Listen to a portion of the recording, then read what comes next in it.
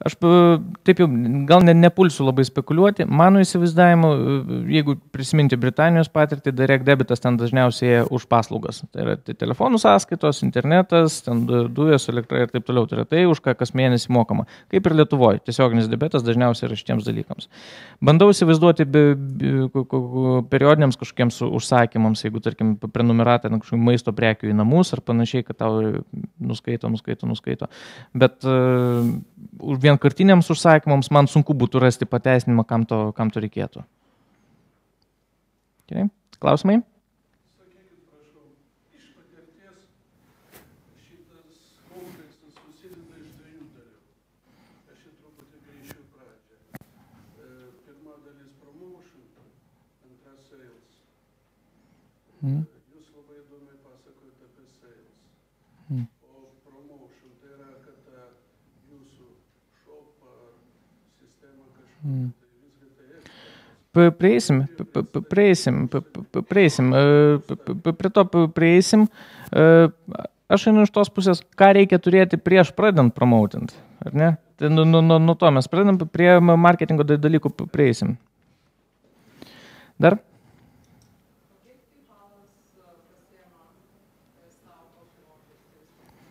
Na, PayPal'o naudotojai, kelkit rankas, kas moka mažiau negu 3%? 3, 4.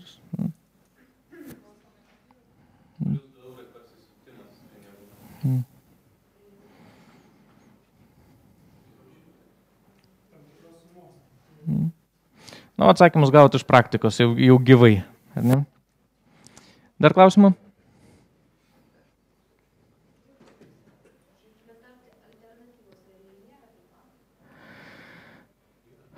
Yra. Klausimas jų paplitimas pagal rinkas. Ne, nes Rusijai PayPal'as labai silpnai atrodo. Ten yra tie WebMoney, ten yra tas Yandex, aš vis pamirštu, ar Kašaliok, ar Dengi, kažkas į tokio Kašaliok. Tai Rusijoje yra šitie, PayPal'ų nelabai regėt. Ten Lotynų Amerikoje, Brazilijoje, man atrodo, dar savi kažkokie, Argentinui dar savi, Kinijoje, aš į Kiniją net bijau net žiūrėti, kas ten darosi. Tai žiūrėti pagal rinką. Bet PayPal'as universalus, tai kaip tu gali mokėjimas PayPal'u, bet tu gali... Taip. Jis labai priklauso nuo kreditinių kortelių paplitimo. Tarkim, Lietuvoje atsiskaitimuose viduje Lietuvos PayPal'as taip ir neįsivažiavo, nes kreditinių kortelių normalių, kurios tinka pirkti internetu, yra labai mažai išduota. Palyginus, kaip procentas nuo populiacijos, kas turi. Britanijoje ten vos ne mokyklą pabaigė hebrajų gauna jas. Netgi 16-mečiai gauna normalias tas debetinės kortelės, kurios tinka atsiskaitinėti internetu. Mūsiškės, jeigu išsitrauksit, tai tos, kur gerai išspaustas paviršiuje, toks geras reliefinis iššokantis numeris kortelės, tai va šitom galite atsiskaitinėti internetu. Tos, kur yra įspaustas numeriukai, ant jų bus prierašas electronic use only, tai internetu atsiskaitinėti negalėsit. Okay. Judam toliau? Dar klausimų gal? Dėl gamintojus paliduojate, kad gamintojas eitų tiesiog pas pirkėją. Tai aišku, džiugu, labai gražu skamba, bet realiai aš taip spėju, kad dauguma Lietuvos gamintojų kol kas gyvena iš didenimo. Tai pirma problema, su kuria jie susiduria, kaip ir mes susiduria, tai didenikas pastebėjęs, kad mes tiesiog parduodam, mes aišku stengiamės parduoti truputėlį žemiau rinkos kainos.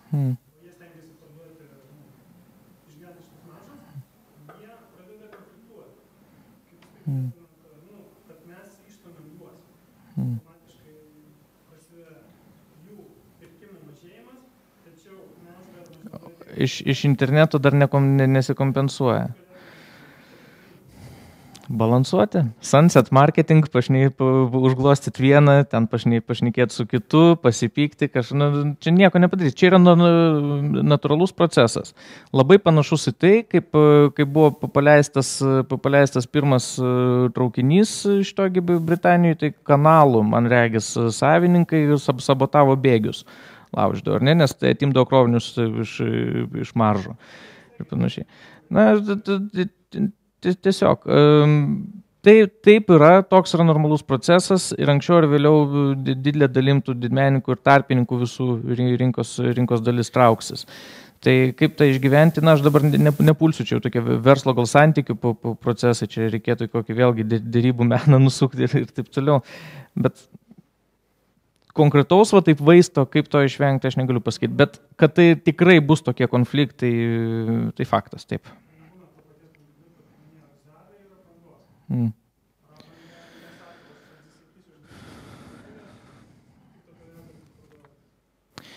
Mes su ponu Perenecku kalbėjom tą temą, tai jie dar tokie pakankamai atsipūtę yra, jie dar taip pakankamai ramiai tai žiūri, bet vienintelė to priežastis yra tai, kad dar žmonės Lietuvoje dar netaip pratę pirkti aprangos internetu. Nu, taip, drabužių. Bet jeigu pažiūrėti į Euromonitor, ataskaita buvo daryta čia prieš, man reikės, pradžią metų jie buvo paleidę, tai per metus Lietuvoje drabužių jau suprekiaujama už 120 milijonų.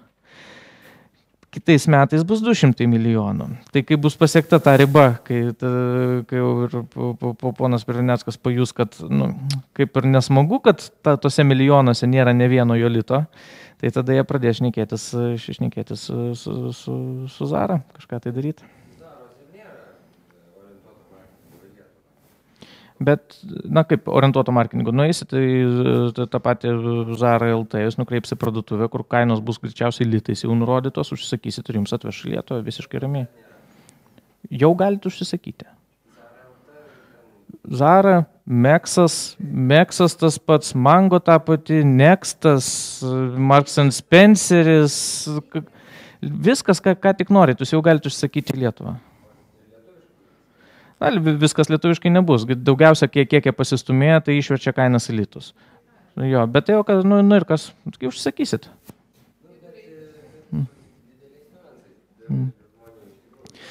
Nedaugelis, bet jau mes kalbam apie 120 milijonų. Nu tai rinka ar ne rinka? Aš manau, kad jau rinka. Prašom.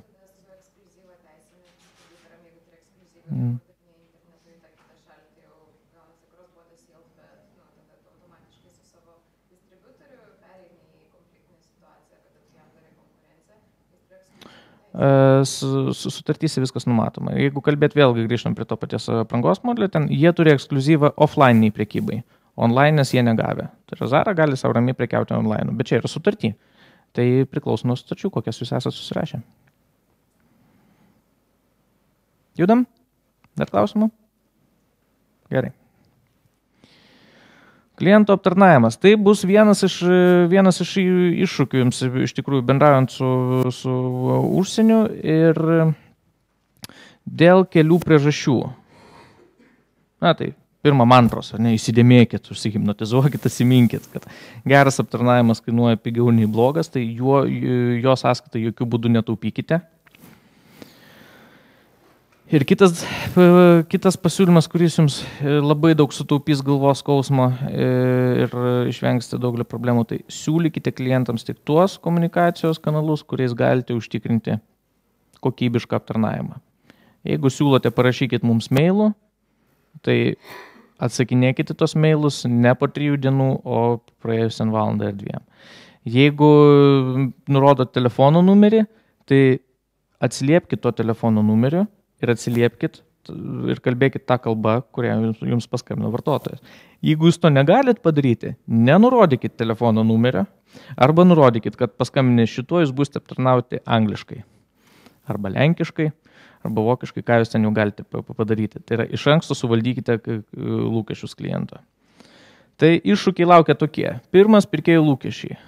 Aptarnavimui, jeigu kalbam apie vakarų rinkas, jie yra gerokai jautresni, ir labiau išlepę. Tai yra lūkestis aptarnavimo pas juos yra gerokai aukštesnis, negu yra pratę mūsų vietiniai lietuvių vartotojai. Ir būtent gamybinėse įmonėse, kur aptarnavimo skyrius dažnai yra toks lengvai mistinė savoka ir kaip po tokio nėra išgryninto, tai būna didelis iššūkis. Tai tokiu atveju jau teks matyti pasisamdyti keletą žmonių arba kad kažkas pakonsultuotų, nuvokti žmonių iš kokio Transcomo ar ten iš kokio Top Shopo, kas yra pratę atlikti tą aptarnavimą internetu, telefonu, kas yra apmokyti arba ten mailus atsakinėti ir taip toliau ir kažkaip tai tvarkytis. Kalbos barjeras yra vienas iš pagrindinių iššūkių, nes jis labai pabrangins būtent darbuotojus. Vienas dalykas yra rasti darbuotoją, kuris gerai aptarnaus lietuviškai, kitas dalykas yra rasti darbuotoją, kuris gerai aptarnaus švediškai, ko gali prireikti, jeigu jūs pardavinėsite į Švediją. Visa tai susiveda būtent visi tie kaštai sueina į darbuotojus, tai jie turi būti geri kliento aptarnavime, gerai mokėti tą kalbą, kurios jums reikia, ne tik tai kalbėti, bet ir rašyti. Pamėginkit dabar rasti žmogų taisyklingai rašantį rusiškai. Nustepsit, kad šnekėtų ir angliškai, ir lietuviškai, ir dar rusiškai, ir taisyklingai rašytų visom tom 3 kalbom. Tai greičiausiai jums teks ieškoti daugiau negu vieno žmogaus. Visa tai išvažiuoja į daug pinigų. Tai reikia turėti omeny ir kliento aptarnavimas turi būti iš anksto įtrauktas į jūsų veiklos modelį, iš karto turite nusimatyti tas sąnaudas, kad tai nebūtų kažkoks likutinis dalykas, pamiršom, reikia dar klientus aptarnauti, čia duosim, atsilieps administratorė. Ne? Tas nesuveiks. Su vakariečių išlepusių klientų tiek B2B, tiek B2C, čia galioja ir tiems. Kliento aptarnavimas bus labai aktualus momentas. Kalbant apie kalbos barjerą, filmuką to vienu jums greitai parodysiu. Matytas. Mein Sektor. Das hier ist das wichtigste Gerät des Küstenwächters. Das Gerät und das Überlebensradar.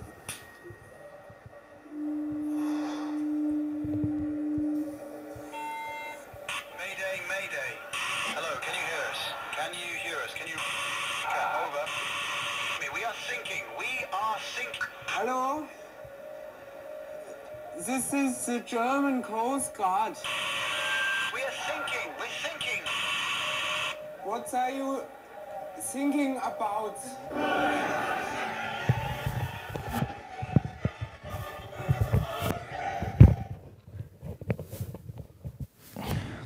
Iš tiesų, vietoj šito video aš labai norėjau įdėti šaunaus Šiaulių viešbučio Vaivorykštė reklaminį filmuką apie tai Our Hotel is the best hotel in Šiauliai region, bet neberadau. Jie po to, kai užkalnis juos įsidėjo pas savai blogai, labai greitai išėmė, nes buvo dieviškas filmukas, su tokia anglų kalba padarytas, fantastinis.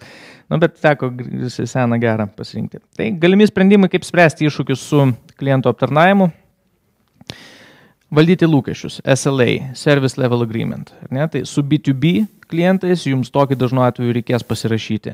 Eksportuojantis, matyt, žinos apie ką kalba, tai yra per kiek laiko sureaguosit, per kiek laiko atsakysit, per kiek laiko išsiųsit ir taip toliau ir panašiai. Su vartotoju tai yra, eina per SLP, labiau toks būtų Service Level Promise, ką jūs pažadat.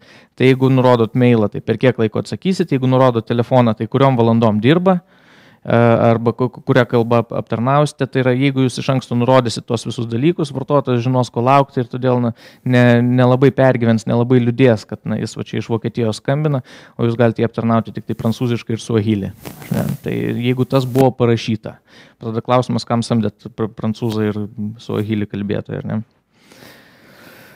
Maksimaliai automatizuoti komunikaciją. Automatiniai mailai, autoatsakikliai. Tvarkingai sudėlioti šitie dalykai labai jums palengvins gyvenimą. Galima būtų pridėti 3 punktą, tai tas FAQ, dažnai užduodami klausimai. Tai yra pakankamai dažnai naudojama funkcija puslapiuose ir vartotojais naudojasi. Labai gerai aprašytos procedūros turėtų būti. Kas dažniausiai vartotojams yra įdomu? Taip jau, jeigu žiūrėti, ką jie spaudžia, kokios informacijos ieško ir dėl ko dažniausiai skambina, tai vienas dalykas. kiek kainuoja pristatymas, ar jis kainuoja iš viso. Ta informacija turi iš karto būti matoma puslapį, nesvarbu su kuo dirbat, ar B2B ar B2C, pristatymo kaina yra visada labai aktuali. Pristatymo greitis jiems yra svarbu. Jiems svarbu yra mokėjimo būdai, dėl to daugelis e-shopų yra sudeda tos visus logotipus, šitagi Visa, Mastercardas, dar ten PayPalas ir dar kas nors, tai vartotojų iš karto aišku, kaip jis galės susimokėti. Ir tokie dalykai, jeigu B2C, garantijos ir grąžinimai. Grąžinimai, apie juos turite galvoti. Jeigu kalbėt apie aprangos sektorių, tai koks nors Zappos yra labai dideli avalynės pardavėjai, 30% užsakymų grįžta. Ir jie padaro tą nemokamą grąžinimą, kad tu gali užsakai, pasimatavai, netinka, siunti atgal, iš karto yra pakuoti netgi, jeigu ta dėžė ne dėžutė, maišas su visais barkodais paruoštas nemokamam išsiuntimui atgal. Tai yra normali praktika, jie dėl to neliūdi, tiesiog taip vyksta verslas ir jie tam yra pasiruošę, visi procesai pas juos padaryti ir tai yra pas juos parašyta iš karto pagrindiniam jau puslapį, kad nemokami grąžinimai visus metus. Outsourcas. Outsourcinti klientų aptarnavimą. Irgi vienas iš variantų. Lietuvoje tikrai veikia tas pats Transcomas, kuris klientų aptarnavimą, į kurį klientų aptarnavimą outsourcina nemažai užsienio įmonių. Aptarnauja visokias ten didelės avialinijas, aptarnauja bankus, ten draudimo bendrovės ir taip toliau. Tai yra anglų kalba, kiek žinau, yra dar rusiškas ir lenkiškas padalinys, bijau dabar sumeluoti. Tai, žodžiu, kitomis kalbomis aptarnauja vartotojus iš užsienio. Tai galėtų būti vienas iš dalykų. Reikia skaičiuoti, tiesiog reikia skaičiuoti. Bet kokiu atveju pinigų tam numatyti reikia. Pigiai neprasisuksit, nemokamai tikrai neišės padaryti. Visą tai, ką jūs čia darysit, visą tai kainuos. Arba prašyti ir sudėlioti, arba suprogramuoti tos visus automatinius atsakymus ir taip ar outsourcinti. Klausimai. Viskas? Gerai. Kada mes turim kavos pertrauką? Už 20 minučių. Labai gerai.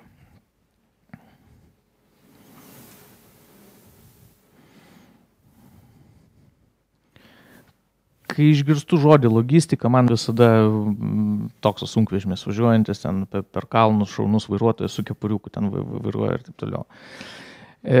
Pardavinėjant iš Lietuvos, logistika bus tas dalykas, kurį anglai vadina make it or break it. Nes apie pardavimus iš Lietuvos, būtent tą siuntimą iš Lietuvos reikia žinoti vieną dalyką. Brangu. Tai yra, bet prie tos pačios prekės išsiuntimas tą patį atstumą iš kokio Londono ar iš Berlyno, lyginant su Vilnium, vis tiek kainuotų pigiau. Daug momentų, infrastruktūra, paklausa, nutolimas, tankis tų logistikos centrų. Tai bet kokiu atveju tai bus pakankamai svarbus momentas jūsų skaičiavimuose. Daug pasirinkimo iš Lietuvos siunčiant prekes į užsienį nėra. Tai aišku yra klasikinės kurjerių tarnybos, kurios jau bus tikrai nepigios. Ten jau su 20 litų tikrai kažko tai neišsiūsite. Tuo tarpu, jeigu reikia kažką greitai nusiųsti į tą pačią Ameriką kur nors užsakymą, tai žinokit, nelabai ir turėsit alternatyvos. Yra DPD. Šitie vyrukai yra labai gerai pažengę ir bent jau lietuvių įmonės aptarnauja ko puikiausiai. Per juos praeina labai daug e-komercijos siuntų ir jie teikia paslaugas siuntimo būtent į Europą. Jie ypatingai gerai dengia Skandinaviją, ypatingai gerai dengia Vokietiją. Tai jeigu orientuojatės į tas rinkas, jie turi visą eilę sprendimų, kurie jums galėtų pagelbėti. Nereklamuoju, kalbu iš patirties. Turim mūsų šaunų į Lietuvos paštą. Jie dabar atskiria klasikinį paštą nuo kurjerių tarnybos LP Express. Prekiams su žemais antkainiais, tom vadinamo žemo maržingumo prekių grupėms, dažnu atveju šitai bus vienintelė išeitis.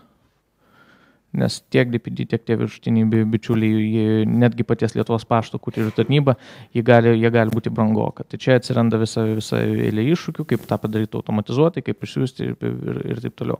Na, bet turite tai pasiskaičiuoti iš karto. Na ir kalbant apie B2B, kai siunčiat kažko tai labai daug ir dideliais kiekiais ir greitis ten nėra esminis dalykas, tai aišku yra šaunieji Lietuvos vežėjai, Linavos asociacijos nariai, atvažiuos toks gražus sunkvežimiukas, paims ten Europaletės, ką jūs jau juos prikrausite ir išvežios. Jeigu turite kažkokių kitų dar alternatyvų, pasidalinkit su aplinkui sėdžiais kolegom, kaip dar galima iš Lietuvos išsiųsti prekes, kad jos greitai nuvažiuotų adresatui ir pageidautina dar pigiau. Baltijos šalyse vieni pakas tvarkoja, nu vienas iš pavyzdžių. Kaip?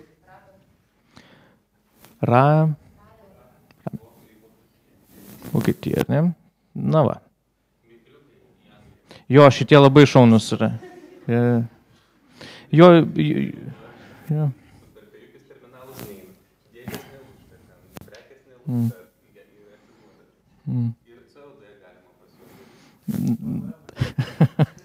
Jie sutaupo truputėlį ant mokesčių. Nu, kaip puiku.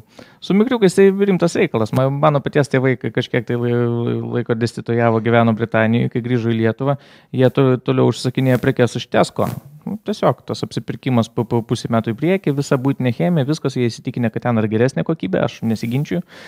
Ir užsako visą krūvą prekių, ten nežinau, šitą po Europaletę kokią nors ir su mikriukais per už 20 svarų parsikabena čia į Lietuvą, tai iš Britanijos. Tai irgi matot, kaip e-komercija kokiais čiuptuvais prasiskverbė, net iš Britanijos čia pas mus. Kaip? Jo. Smolensko 10, tai aš lygi šiol atsimenu, yra kažkoks net biuriukas, Ikėjos baldai, ten baldai iš Ikėjos LT, man atrodo, kažkas tokio, kur iš tikrųjų, užsakai jie atveža ir ten vietoj pastovi būriuojasi žmonės atsiimti. Šiaip dar iš patirties su vežėjais, tai daugumą vežėjai jie specializuojasi tam tikras šalis. Tai būtina dirbti su vienu ir būtų konkrečią šalį pasirinkti, susirandi, kas su ta šalim gauti. Ką reikia visada atsiminti, kad jeigu dirbat B2C, vartotojai yra pakankamai jautrus prekės pristatymo greičiui, kokybei ir tam, kaip jie gali sekti tą prekės judėjimą. Ir ne visi vežėjai, ypač mikriukai, turi galimybę duoti tą trackerio kodą, taip vadinamą. Ir jeigu jūs dirbat iš karto su keliais tiekėjais, tai jums būtent tą trackerio kodo paėmimą vis tiek reikės automatizuoti, tai atsiranda iš karto iššūkiai, kaip tą padaryti puslapyje, kad vienas vartotojas užsisakęs ten į Vokietiją gauna vieną trackerio kodą, kitas užsakęs į Švediją gauna kitą trackerio kodą. Tai, atrodytų tokie techniniai dalykai, bet tai kiekvienas šitas daiktas prideda jums eilutę e-komercijos platformos vystyme. Tai tą reikia turėti omeny. Kartais per daug opcijų irgi gali veikti žalingai. Dar klausimų? Gerai. Prieš kavos pertrauką papasakosiu jums istoriją. Jau daugiau negu prieš metus skridau iš Singapūro į Nairobį skaityti pranešimą Afrikos aviacijos asociacijoje apie e-komercijos naudą Afrikos avialinijoms. Šalia manęs skridom per Mumbajų, šalia atsisėdo šaunus indas Čenys, čia kažkoks indų multimilijonierius, bet šiaip dėl iliustracijos įdėjau nuotrauką. Bet tas indas, kuris šalia manęs atsėdo, jis buvo iš tos didžiosios patelių, man atrodo, giminės, labai išsišakojus, labai didelė dalis, jos yra labai turtinga. Jis buvo iš tos giminės dalies, kuriems priklausė kelios gamyklos elektros prietaisų. Ir konkrečiai jau jo šeima buvo atsakinga už gamyklą, kuri gamina elektros transformatorius. Ir jis konkrečiai buvo atsakingas už Afrikos rinką. Ir skrido eilinį kartą iš Mumbajos į Nairobį ten verslo reikalais. Sakau, tai klausyk, bičiuli, tai kaip tau Afrikoje sekasi su tais transformatoriais? Sako, baisu va visiška, korupcija baisi, tenderiuose, ten tose konkursuose laimėti be kyšių neįmanoma, o kai laimi su kyšiu, tai dar vis tiek reikia kainą nusismaukti, žodžiu, net su indiškais darbo kaštais išgyventi yra sunku, mažas, blogai. Sako, aš ten net ir neparduodu, nedalyvauju tose tenderiuose. Tai palauk, sako, tai kaip tu uždirbi, iš ko tu gyveni, kur tavo pinigai ateina. Jis sako, aš paprastai, Aš visada laikau Mombasos uoste, pagrindinis Kenijos uostas ir Rytų Afrikoje vienas iš tokių pagrindinių, visada laikau vieną transformatorių supakuotą į jūrinį konteinerį. Jis pas mane yra visada ten. Aš daugiau nieko nedarau, sako, sėdžiu viešbutį, geriu kavos, skaitau laikraštį ir laukiu, kol eilinį kartą Nairobi ar Mombaso ar kažkur kitur sudegs transformatorius. Sako, tada neskubėdamas susipakoju, nuvažiuoju pas to paties Nairobio elektros tinklų vadą ir sakau, tai ką, bičiuli, bėda, reikia transformatoriaus, reikia, turiu, duok čia, 2 kaina. Man atveš iš Dubajaus, per 3 savaitės, jo, atveš gerai, o aš tau turiu dabar. Tai tokiu būdu jis daro biznį Afrikoje, nu ir taip žmogus tvarkingai atrodo, man tas iš pasakojimų neblogai atostogauja, neblogai gyvena, viskas pasitvarkoja, žodžiu, pinigėlį kažkokį tai uždirba.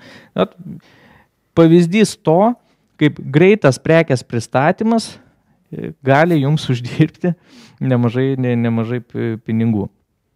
Tai čia apie paskutinį modelį papasakosiu būtent logistikos, kurį aš esu gyvai matęs įgyvendintojų Lietuvos įmonių. Tai yra klasikinis dropshipmentas, tai yra, kai jūs savo sandėlių nelaikot ir prekės tiesiai iš tiekėjo keliauja pas galutinį vartotoją. O tarkim, įmam pirkėją, jinai iš kokios nors amazingshoes.com užsisako batus, tie gauna pinigus, duoda signalą sandėliui ir tas siunčia batus pirkėjai. Viskas. Ne, visi patenkinti, visi laimingi. Klasikiniam dropshipmente, tai tie batai šitiems niekada dar nepriklausė. Jie gavo pinigus ir tada užsakė iš kito tiekėjo ir jis nusintė tiesiai pirkėjai.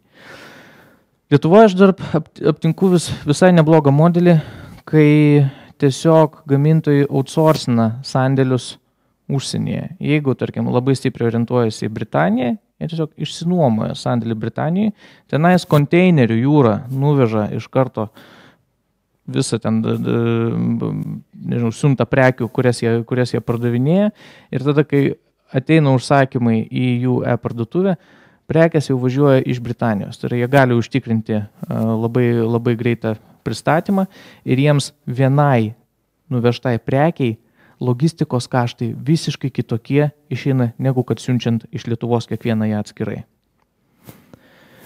Kokie tam yra reikalavimai? Tai aišku, turi būti prekės standartizuotos, tai negali būti kažkokie tai rinkiniai, aiškiai suprantamos prekės, aiškios pakuotės, pastatytos kažkokiam outsourcintam sandėly, įkrito užsakymas, nusintė automatiškai vėlgi adresą tiems sandėlio valdytojams ir jie išsiunčia, tiesiog paima nuo lentynos, užklijuoja lipdukėlį ir išsiunčia, kur reikia. Čia vienas iš tų modelių, kurie galėtų Lietuvos būtent gamintojams pagelbėti įsivažiavus pardavimams, tai galėtų būti visai neblogas sprendimas. Nes jeigu žiūrėti sandėliavimo ir logistikos kainos, pačioje Britanijoje jos yra tikrai mažesnės negu Lietuvoje. Dėl rinkos dydžio, dėl apimčių ir taip toliau. Tas pats esu matęs, kaip tai suveikia ir Vokietijoje, panašiai aš įtariu, galima gal ir kokio Švedijoje prasisukti, bet reikia pažiūrėti, kokius srautus jūs sugeneruojate. Klausimai?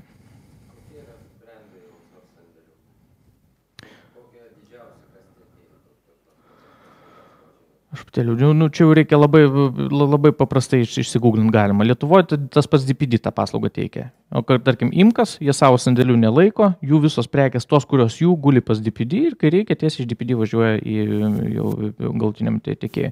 Tai garantuotai lygiai tą patį galima pasidaryti ir Britanijoje su visai eilė kitų tiekėjų. Ir jų yra ir mažesnių, ir didesnių. Sena pirklių tauta, sandėliavimas ir siuntimas prekių pas juos kaip ir pažengęs į priekį yra neblogai.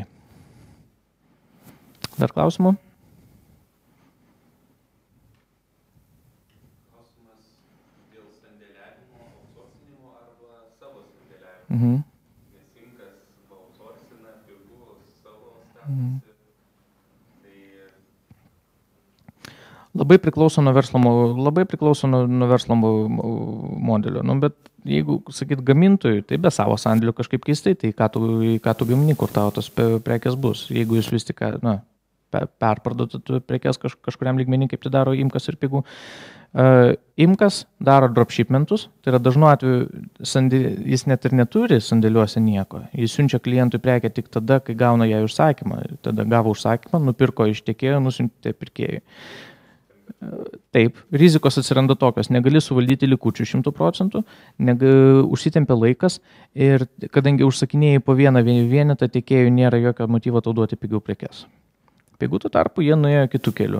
Jie užsakinėjo iš karto balkų, iš karto ten kompiuterius, ten kokiam europalėtėm, atsiveža pas save į sandėlį, atitinkamai gauna geras kainas, atitinkamai gali iš karto nurodyti prie tų prekių, kad pristatysime per vieną dieną, vartotojo psichologijoje, čia vėlgi atskiro seminaro tema, tas suveikia teigiamai ir pardavinėja. Žodžiu, Imkas dirba iš to, kad neužšaldo šitų apyvartinių lėšų sandėlį ir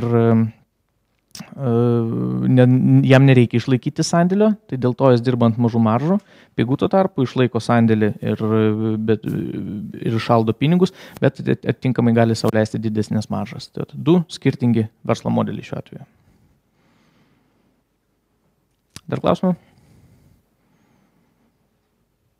Tai gal einam kavytės? Gerai.